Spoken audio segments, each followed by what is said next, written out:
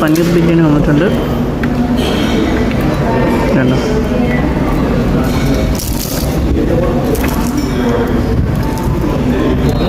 കഴിഞ്ഞിട്ട് എന്താണ് ഹിപ്പിൻ്റെ അവിടെ ഇങ്ങനെ ടൈറ്റാണ്. അപ്പോൾ അത് ഇല്ലെങ്കിൽ ഒന്ന് എക്സ്റേ എടുത്ത് നോക്കണമെന്ന്.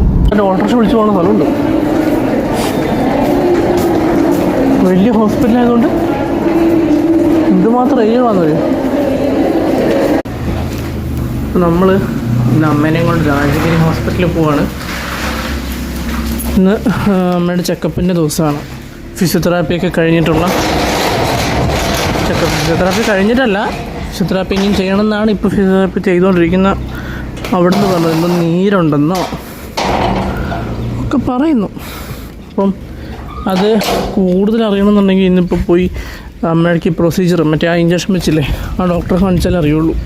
ഇതൊക്കെ ഫിസിക്കൽ മെഡിസിനാണ്. നോക്കാം.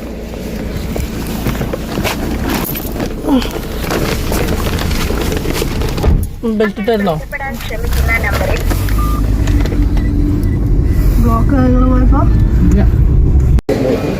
അമ്മ ഇവിടെ നിന്നല്ല അമ്മയുടെ പ്രൊസീജിയറൊക്കെ കഴിഞ്ഞേ. അല്ലല്ല, ഫിസിക്കൽ മെഡിസിനാണ്. നമുക്ക് ആരോടാ ചോദിക്കാൻ പറ്റുക? ആരോടാ ചോദിക്കാൻ പറ്റുക? ഒന്നാമത് എവിടെയോ എന്തോ തകരാറ് വരുന്നുണ്ട്. ഇത് ഫസ്റ്റ് ഫ്ലോറാണ്. ചോദിക്കാം. ശരി, അവിടെ പറന്നു പോകുന്നത്.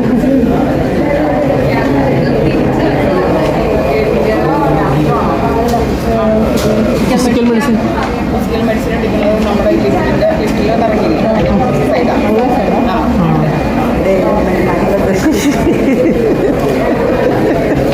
സൈഡ് വരപ്പേതാ, ഫ്ലോറല്ല.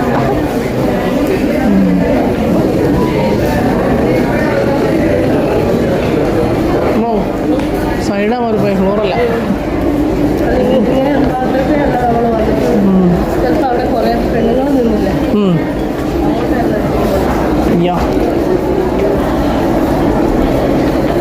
ഉണ്ടല്ലേ, ഉണ്ടോ? ഞാൻ പറഞ്ഞില്ലേ, ഇവിടെ ഒരു ഓട്ടോറിക്ഷ വിളിച്ചു പോകുന്ന സ്ഥലമുണ്ട്. വലിയ ഹോസ്പിറ്റലായതുകൊണ്ട് എന്തുമാത്രം ഏരിയ വന്നത്.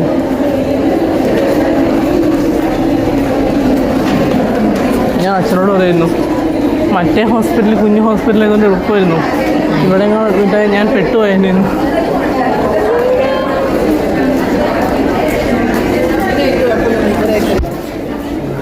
ഇവിടെ ഏരിയ കുറേ ഉണ്ട്, ഒന്നും മനസ്സിലാവുന്നില്ല.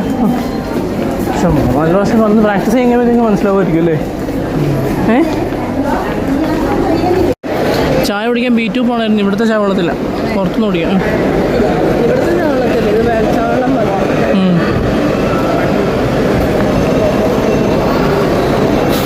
ഇവിടുന്ന് പെട്ടെന്ന് കാര്യം തീർന്നില്ലേ?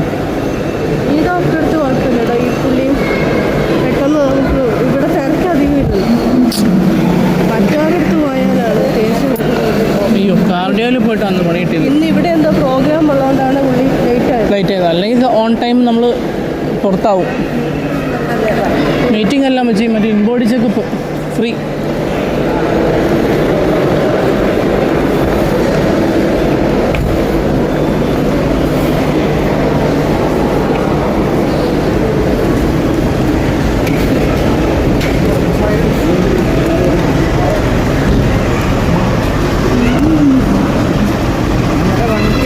നമ്മുടെ വണ്ടി വരും മാലയിലാണ്.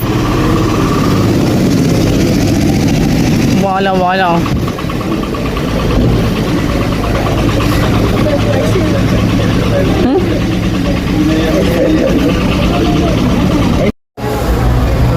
നിർത്തി. അവരെന്ത് അറിയില്ല. Okay, thank you.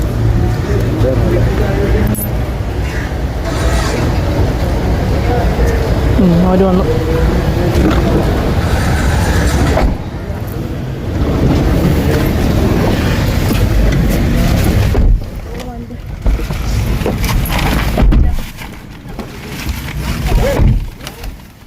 പോവാ.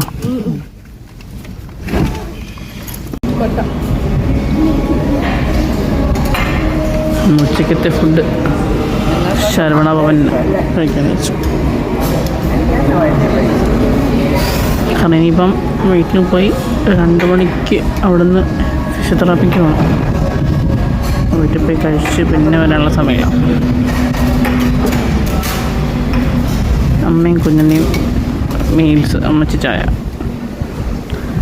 എനിക്ക് പനീർ ബിരിയാണി പറഞ്ഞു. പനീർ ബിരിയാണി വരുന്നേ ഉള്ളൂ.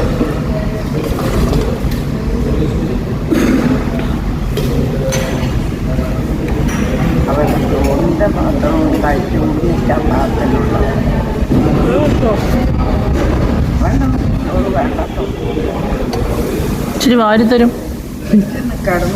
മറ്റേ അമ്മ ഇച്ചിരി വാരിത്തരും.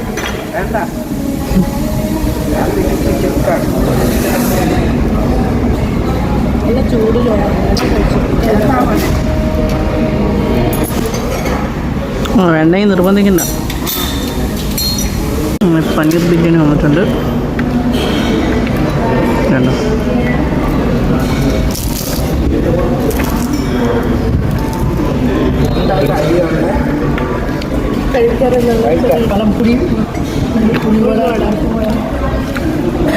അടിപൊളി.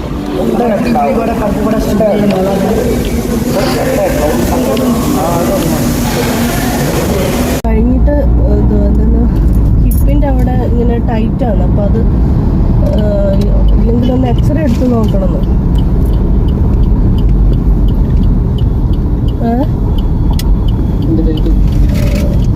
മസിൽസ് ആയിരിക്കും. മസിൽസ്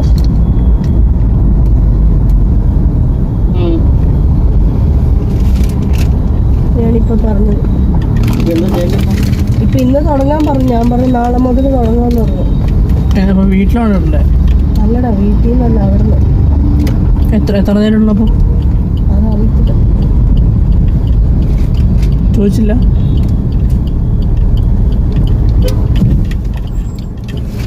എന്നിട്ട് ഇനി എത്ര ദിവസം ചെയ്യണമെന്നെല്ലാം പറഞ്ഞു? ഒരാഴ്ച തന്നെ മറ്റേ ഡോക്ടർ ഇദ്ദേഹം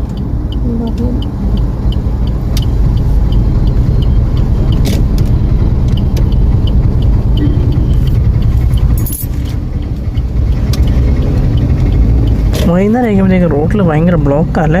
അത് നമുക്ക് വൈകുന്നേരം ആലോചിച്ചാൽ പോലെ. മതി. ഞാൻ എന്തായാലും അവിടെ കുഴപ്പമൊന്നുമില്ലല്ലോ? ഓക്കെ അല്ല? ഹലോ, കുഴപ്പമില്ല. ഓഫീസിലാണോ? ഇവിടെ കുഴപ്പമില്ല, ഓക്കെയാണ്. ഓഫീസിലാണോ? എനിക്ക് ഓഫീസിലാണോ? ഓക്കെ, ഇറങ്ങിപ്പോണോ? എന്നാ ശരി.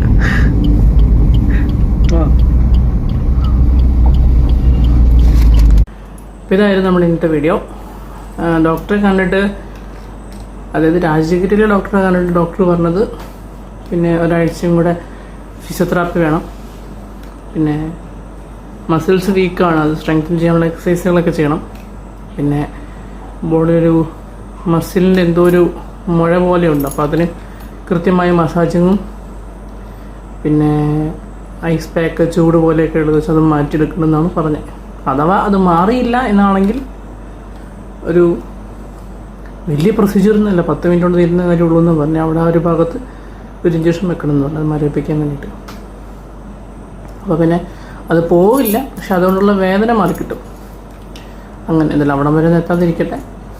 എല്ലാവരുടെയും പ്രാർത്ഥനകൾ ഓർക്കുക. അപ്പോൾ നാളത്തെ വിശേഷങ്ങളായിട്ട് നമുക്ക് നടക്കണം.